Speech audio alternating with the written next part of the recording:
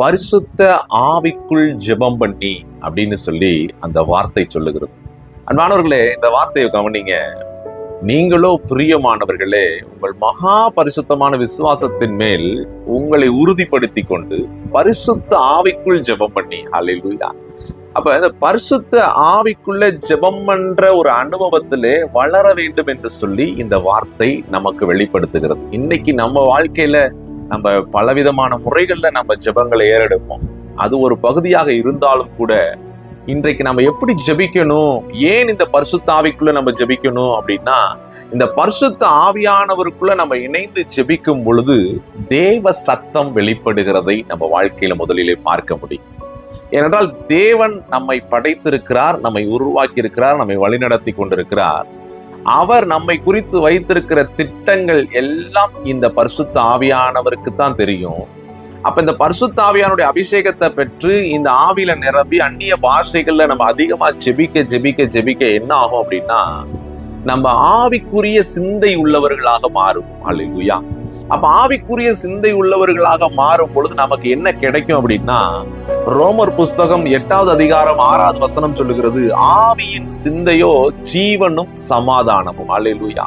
அப்ப இந்த பரிசுத்த ஆவிக்குள்ள நம்ம ஜெபிக்கும் பொழுது ஆவியின் சிந்தை உண்டாகிறது. அந்த ஆவியின் சிந்தை உண்டாகும் பொழுது நமக்கு என்ன கிடைக்குதான்? ஜீவனும் சமாதானம்.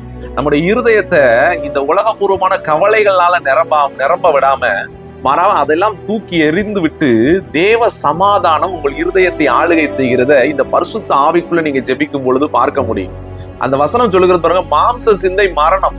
நீங்க மாம்சத்துல நம்ம அதிகமா சிந்தித்து ஜெபித்து கொண்டிருக்கும் பொழுது அது ஒரு பிரயோஜனத்துக்கு வராது. அதன் மூலம் பயனை பார்க்க முடியாது. மாறாக நீங்க ஆவிக்குரிய விதத்துல நீங்க ஜெபிக்க ஆரம்பிக்கும் பொழுது என்ன நடக்குது அப்படின்னா, இருதயத்துல தேவ சமாதானம் உங்களை நிரப்பி இருக்கிறத நீங்க நல்லா உணர முடியும். அல்லேலூயா.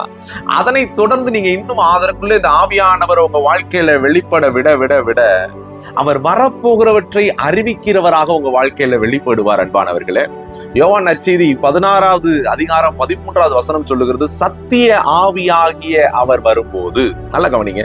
அப்ப பரிசுத்த ஆவிக்குள்ள ஜெபிக்கும் பொழுது அவர் வெளிப்படுகிறார். நம்ம மாம்சம் வெளிப்படாது. அப்ப அவர் வெளிப்படுகிறார். அதனால இந்த வேதம் சொல்லுகிறது, அவர் வரும்போது சகல சத்தியத்திற்குள்ளும் உங்களை நடத்துவார். கிறிஸ்துக்குரிய பாதையில, அதாவது இந்த வார்த்தையின் வெளிச்சத்துல இந்த ஆவியானவர் உங்களை நடத்தி, அவர் தம்முடைய சுயமாய் பேசாமல் தாம் கேள்விப்பட்டவைகளை யாவையும் சொல்லி வரப்போகிறவற்றை உங்களுக்கு அறிவிப்பார். ஆமென்.